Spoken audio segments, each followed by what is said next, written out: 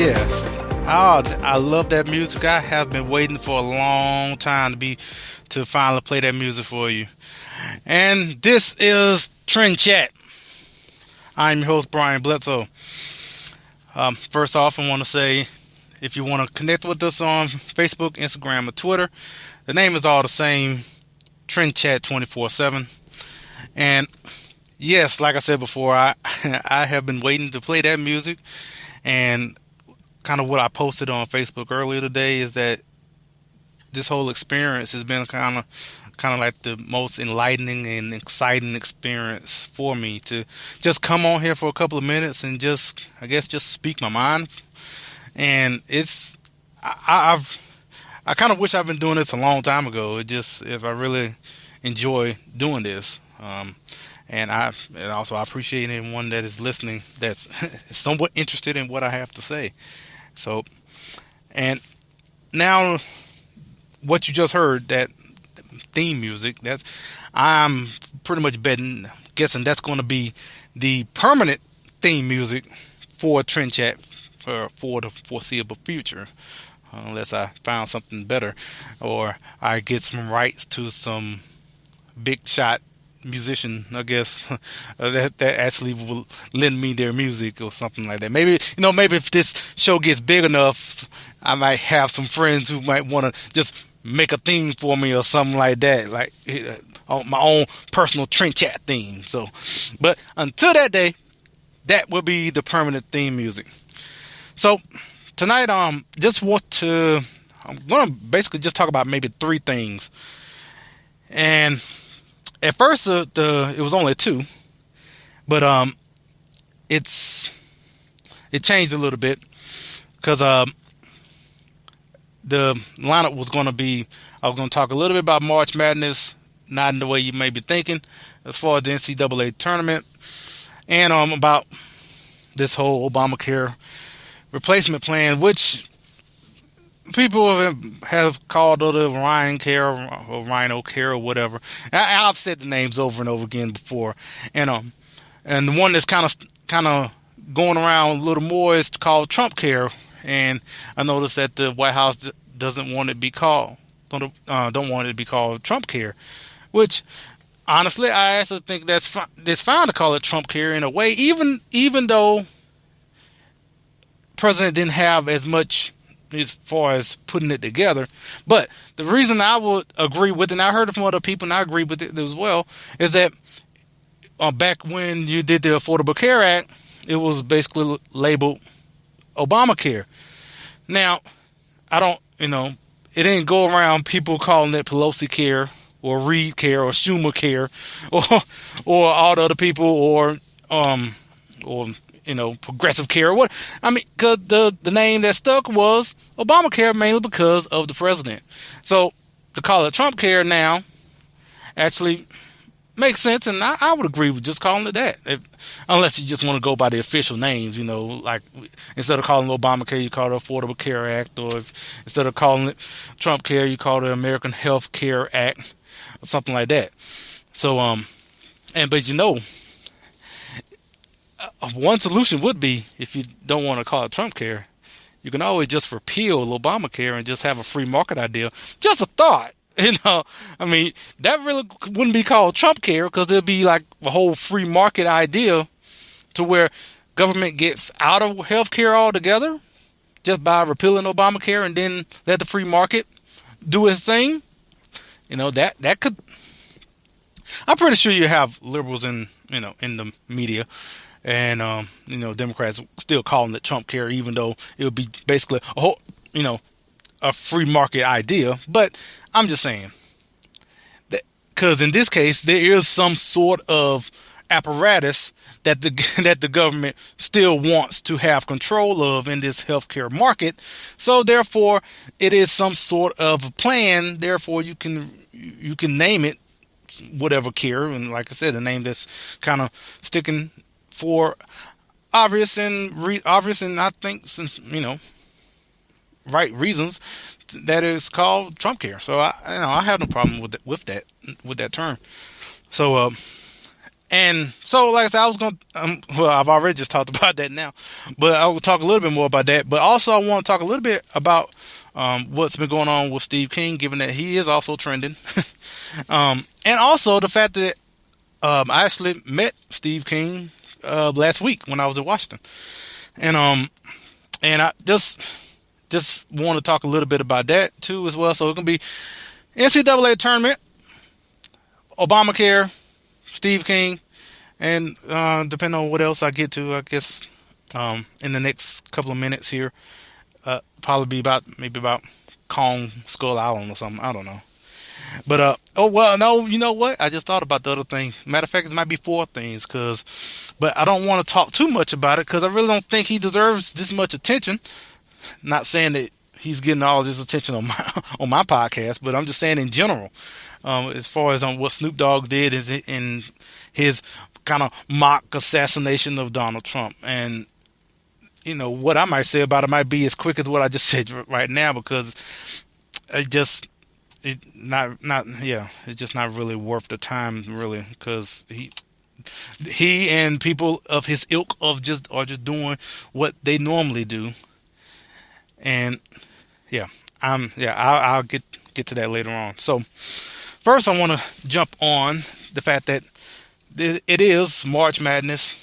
NCAA tournament is going on. I think it just started, matter of fact, with the first round. Some people like to call it the play-in games or whatnot, but it's the first round. I mean, people want to be defined, and they're like, well, it's the play-in games or whatever. No, it's the first round. Quit being a baby about it and call it the first round. Quit trying to make it seem like it's something that it's not. And look, I am not here on this show to tell you to break down the brackets.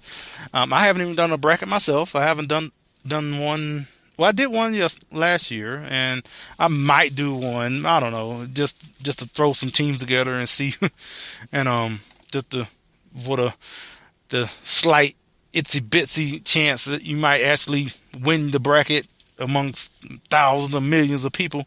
But I mean, I might. I don't know. I do remember seeing 538 projected that Villanova had a 15% chance. I mean, out of the 68 teams, has the highest percentage chance of winning the whole tournament. Now, not to really jump on more on 538, but this also, even though of all the polling, I guess, sites, they had Hillary Clinton winning by 70%, which is lower than most. A lot of them had 90, 95, 99%, if not. And so 538 said, Hillary Clinton has a 70% chance of winning the election, and we all know where that went. So seeing that Villanova has a 15% chance, I might look at who is the second person in that, in the configuration of whatever. I hadn't even looked at it. All I saw was just Villanova, just scrolling down on the tweets. And so, but like I said, I'm not really breaking it down. I'm just saying, if you want to maybe have some, I guess, some sort of prediction, there you go. Pick the second team of that 538 chose, and maybe that's the one that'll win. But when this time is going on during March Madness and everything, and also when the national championship is going on, a certain thing kind of comes out. I don't know if I haven't heard it so much this time. I'm pretty sure it might probably ramp up when they get close to the championship. But it's this whole thought about, well, look at all the money the NCAA is making on this tournament. Why can't they just pay the players? And every time I hear that, talking about paying the players, and then you have all the liberal sports reporters, which is almost all of them, especially on ESPN, then they all say, well, we just always want to make this case as far as, well, look at how much they're making on the backs of these players, and then they basically want to equate it to race, and then want to start talking about paying the players. Totally this is where I think about, as far as you're totally discounting the fact that they're getting paid. in one way by having a scholarship. Now, as soon as someone brings that up, that's totally dismissed. No, that's not. No, we're talking about giving them actual money, as opposed to the monetary value of a degree. The thing is, it's up to the players to whether if they value that scholarship as much as anyone else would that is going to the school.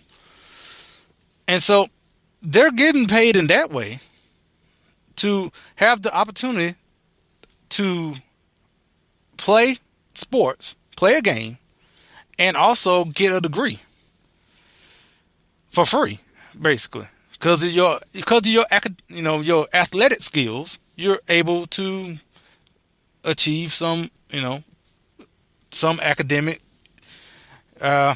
degree of any sort. So why is that always dismissed so much? And that's the thing I think about. Now, there are some things I probably would agree with, but I probably would take it as far as others. Is when as far as maybe having health insurance for these players that play. Okay, I wouldn't mind advocating for that.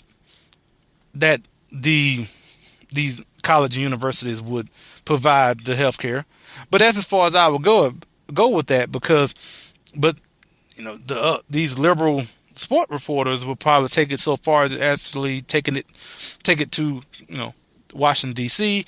and then forcing you by the government, forcing these college and universities to provide health insurance, or would probably want to go to D.C. and force the college and universities to pay players and whatnot.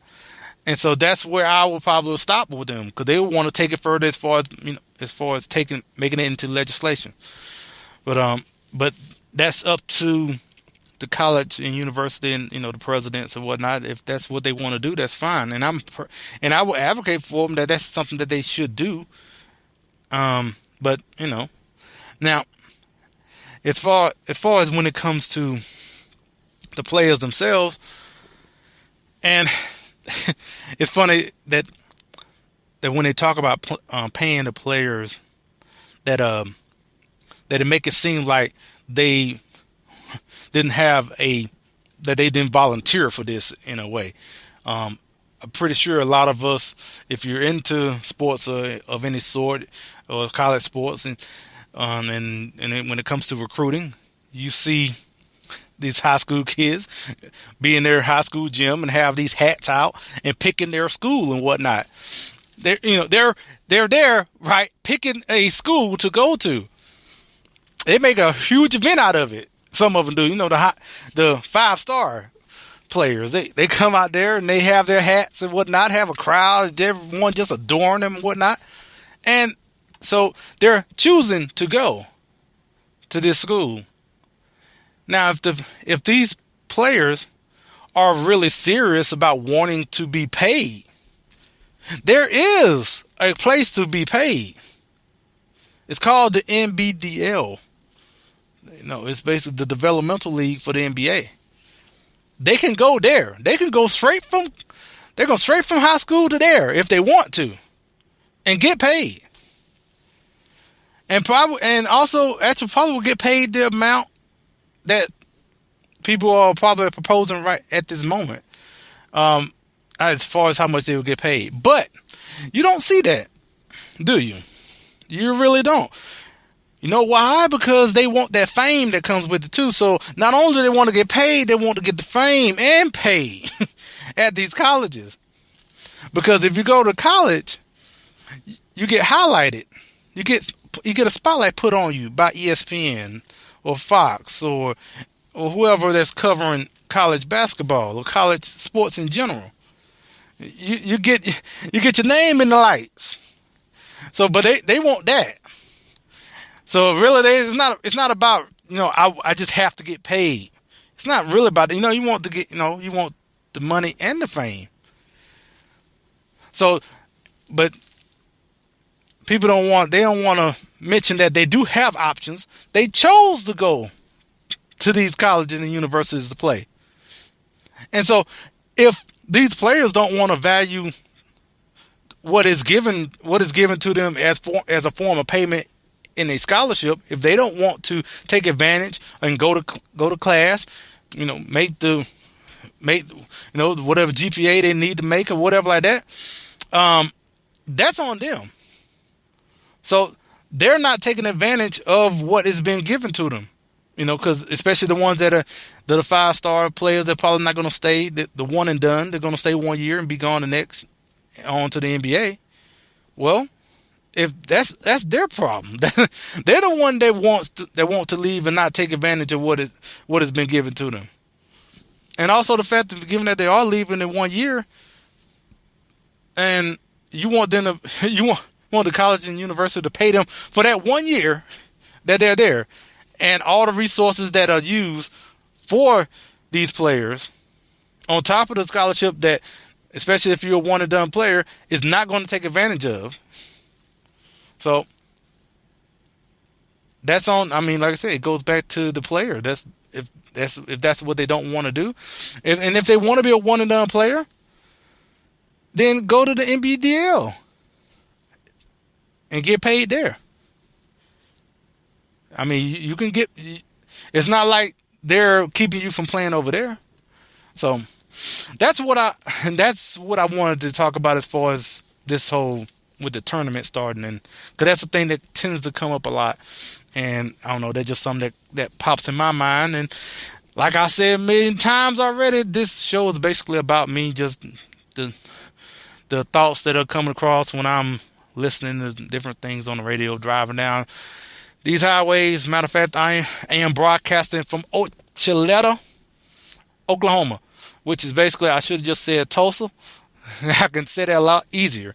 But so I'm basically about 10 miles north of Tulsa, Oklahoma, tonight. So that's where I'm broadcasting from. And just want to, I guess, get into, before I get into that, I don't think I mentioned this in the beginning, that we are now available on Google Play and iTunes. I think I mentioned iTunes on the last one, but yes, we are available on iTunes and Google Play. And if you're listening to us on Google Play and iTunes right now, please, give us a 5-star rating. Well, I mean, I would like for you to give me a 5-star rating or review, and just share it, like it. I'm almost making this a motto of mine: like it, share it. We really appreciate it.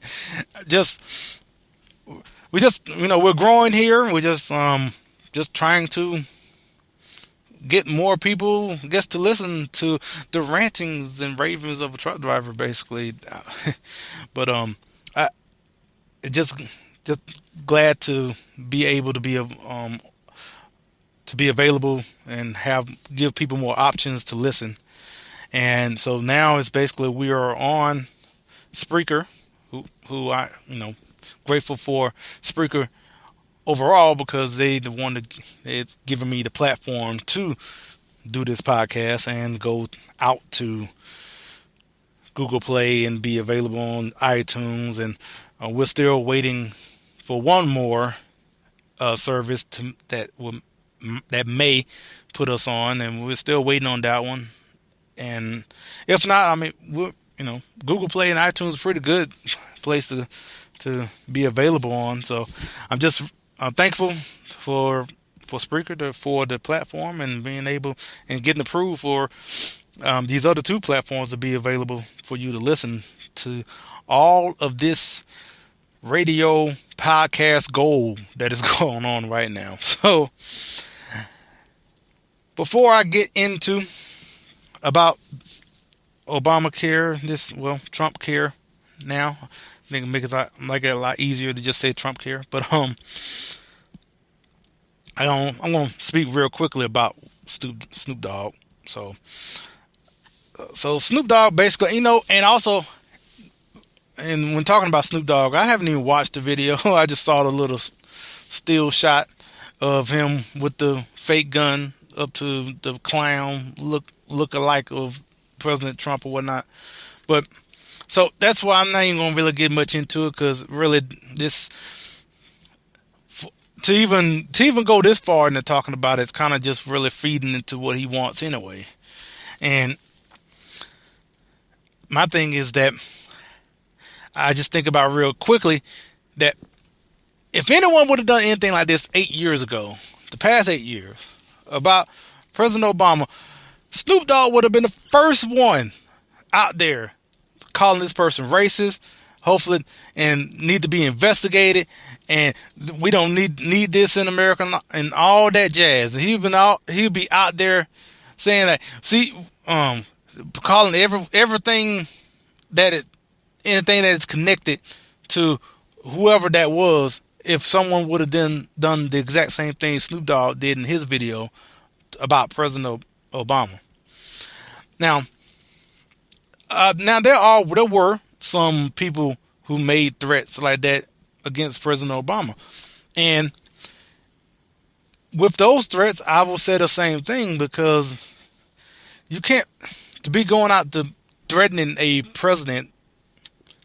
I mean, you basically are just, for one, it seems like you still haven't gotten over the election yet, and you just basically are just acting out like a little child, and what you're doing now is basically throwing a tantrum still, and doing these videos and stuff like that.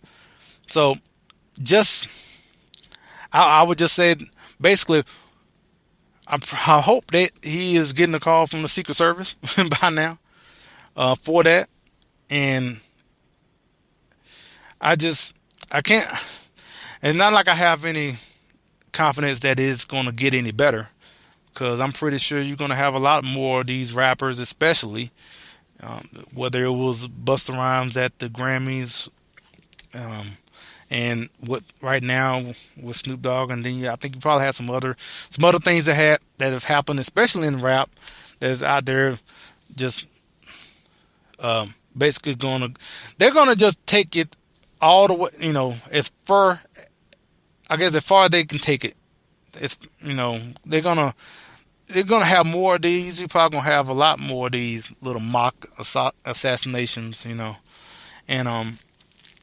it's sad, because you're going to have a good number of black people looking at Snoop Dogg and calling him a hero for this or whatever, and saying like, oh, that's right. You show the man and whatnot, and while at the same time keep living under the same policies, liberal, progressive policies that they've been voting for, and continue to get nothing out of it. So that's basically it on Snoop Dogg.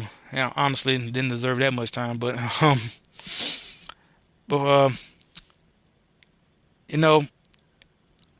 think about it that if we had more groups, or had someone out there that would educate people on the founding of this country, to get more of a understanding as far as the founding of our country, and not the liberal twisting of history. And if we had more groups like the Founding Project that would educate people, and as far as the Declaration of Independence and our Constitution, and just know more about where we kind of started from as a country, and where we're trying to I guess as in the Constitution being the more perfect union. But I really appreciate groups like the Founding Project. Like I've mentioned them pretty much every episode, and they and that's basically what their mission is, as far as showing people, to enlighten people on the founding of our country. And right now they are on Facebook. If you just search the Founding Project on Facebook, and you should find their group there. Website is still upcoming, and and I definitely just want to give them a shout out and love for them to grow to the point to where you would have more people to know more about our founding, and maybe we wouldn't have so many of these Snoop Dogg situations, or at least less of them. Or if you did, you would have more people to come out and say that's just absurd, and what you're doing is just makes no sense. And hopefully we will have more groups like the Founder Project that will come up and help that movement to grow. So speaking of people knowing more about the Constitution, and I guess we'll go into this whole Trumpcare deal, because that's one thing. Because talking about the Constitution, that's one thing.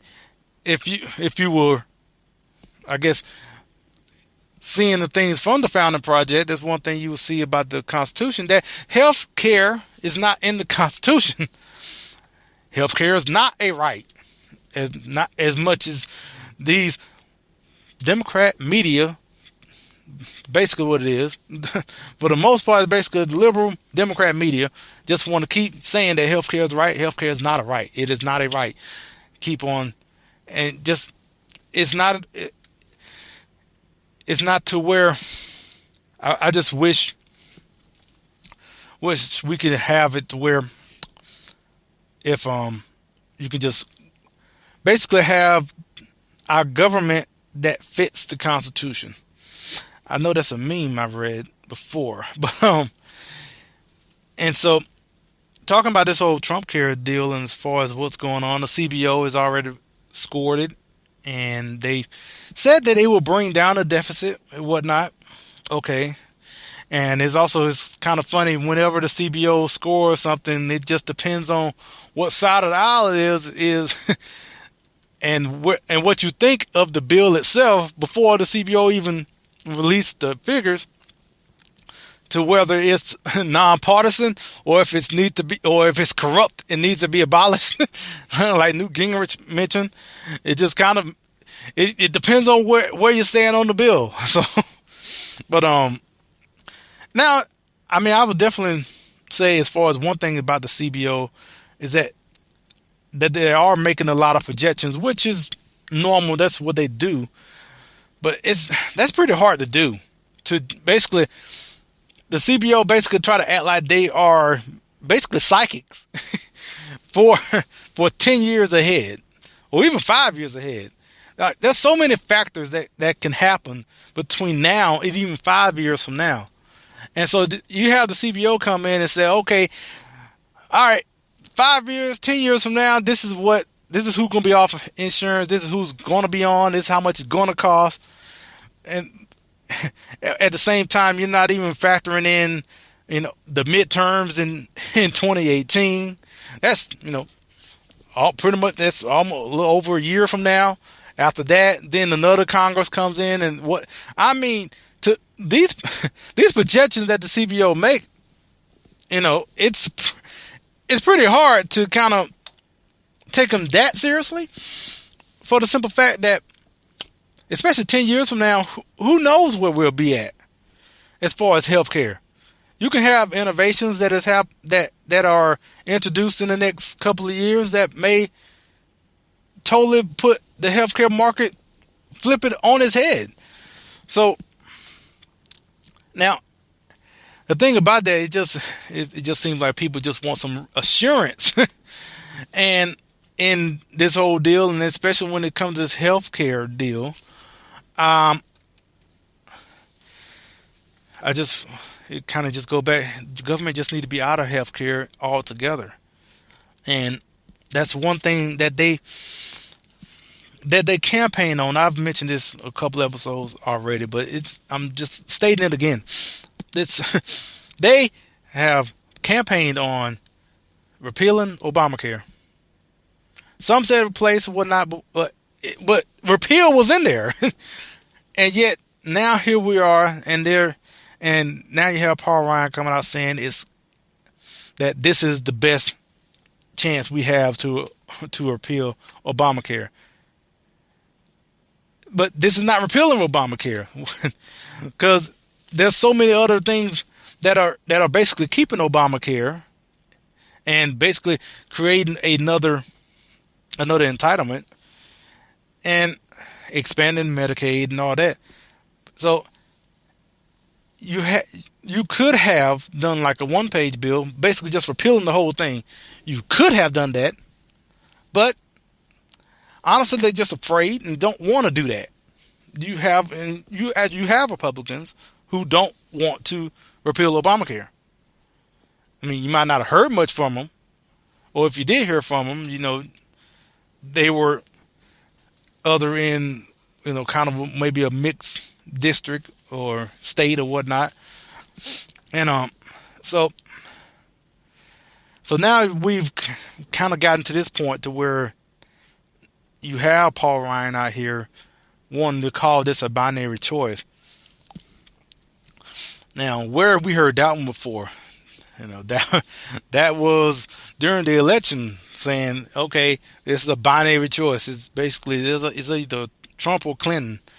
And in that case, you can make a better case for it back then, even though, obviously you did have other candidates.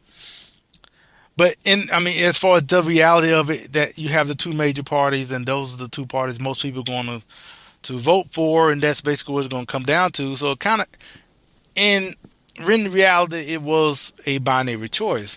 It just, it's up to you, each individual, how you want to, how you want it to vote. So anyway, but I'm just going back to that because Ryan brought up the whole binary choice. In this case, that is a absolute lie. That is a lie right there. To say that this is a binary choice, like if you don't pass this bill, then Obamacare will not be repealed. That is so false. I mean, there are literally thousands, maybe hundreds, thousands of ways that you can repeal Obamacare. This is not the only way. You can either have this bill fail, do another bill. You can keep doing this all year if you want to. There is absolutely no way you can say that this is one way or another, because it is not to where it's, if this bill doesn't pass, that there is no other chance to repeal Obamacare.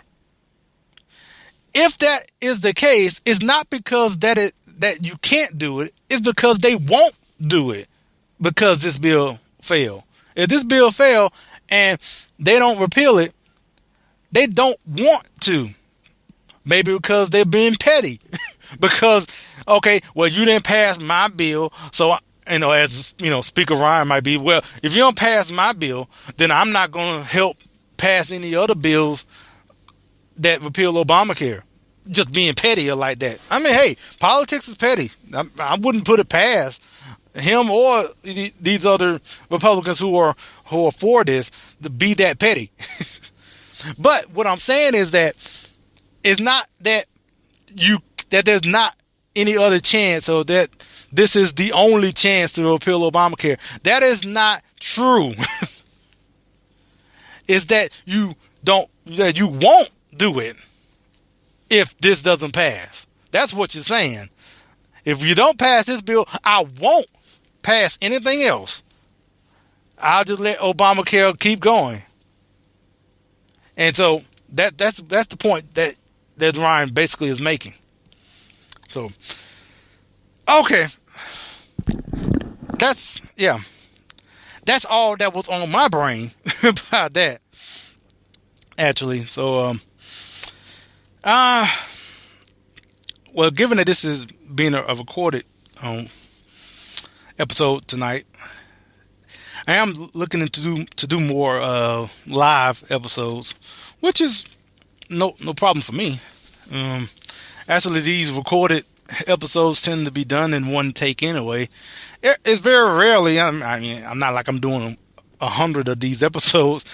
This is actually only the 13th, but I normally am not doing take after take after take for this, for this podcast.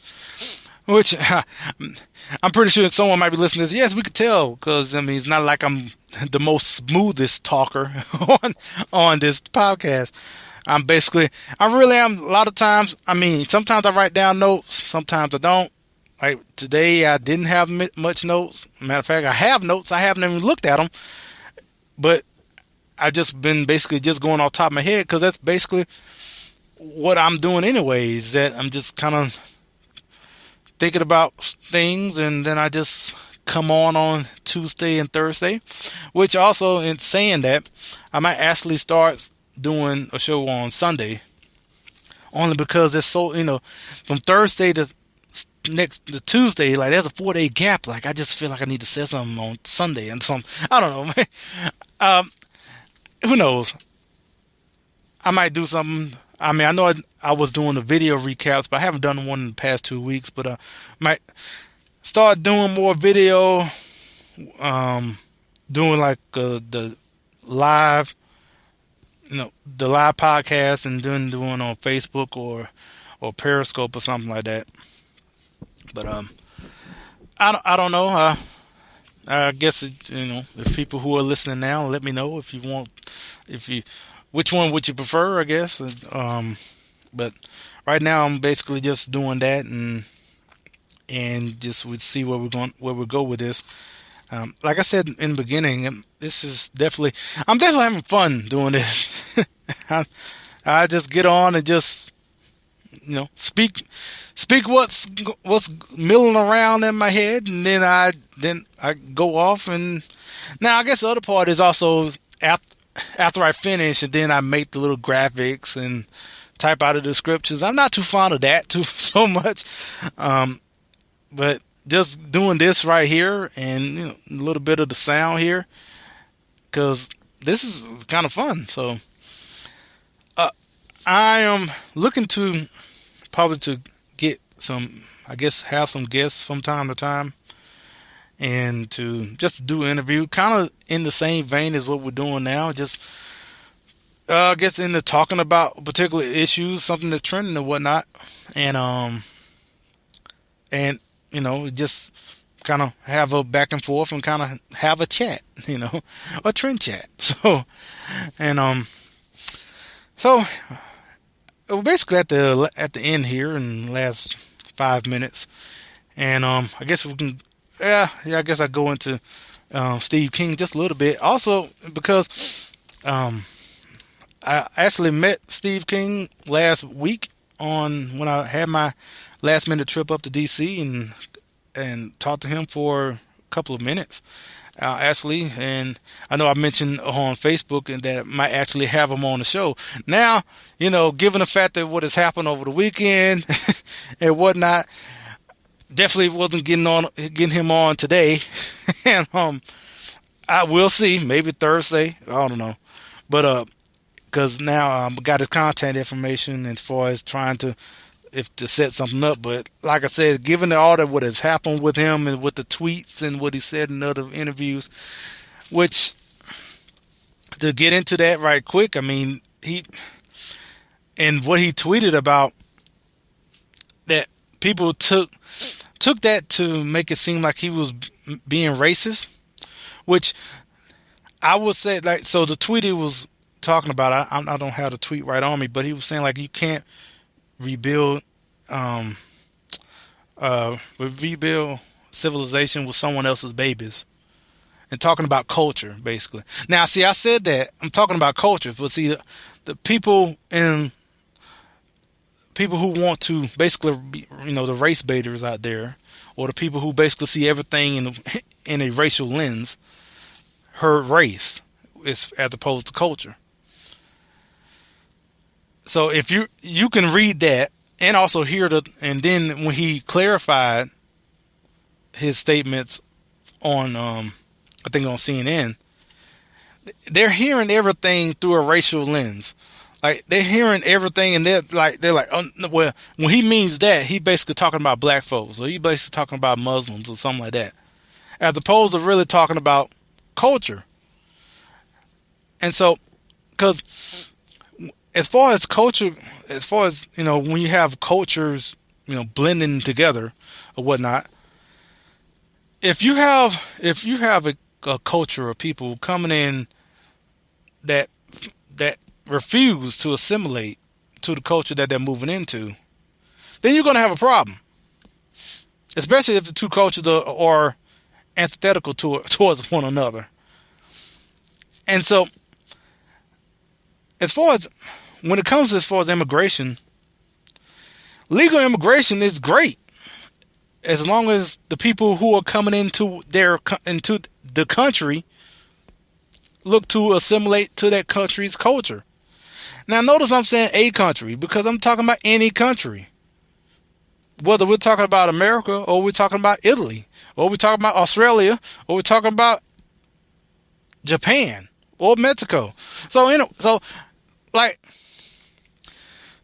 I guess the more basic one I can think of right now, think about people who are coming from Mexico into America. I think it's perfectly reasonable to ask Mexican people who are coming into America to assimilate to American culture, which will be the same, which is as much reasonable as if I, as an American, went down to Mexico. Then they would want me to assimilate to Mexican culture. They wouldn't want me to come down from America into Mexico and want me to for myself to want them as a country to be more like America. No, you came down to Mexico. You came to our country. Like, I mean, if I was in Mexico and you want Mexico to be like America, if you want Mexico to be like America, go back to America. But so, and that's the vice versa. If you're coming from Mexico into America, then assimilate to American culture. If you want America to be like Mexico, go back to Mexico. It's and back and forth. Like I said, if you're going to Italy, if an American going to Italy and should assimilate to Italian culture. If not, then go back to America. So that's a quick one on that. All right, I appreciate everyone listening, and I'm your host, Brian Bledsoe, and until Thursday, I will chat with you later.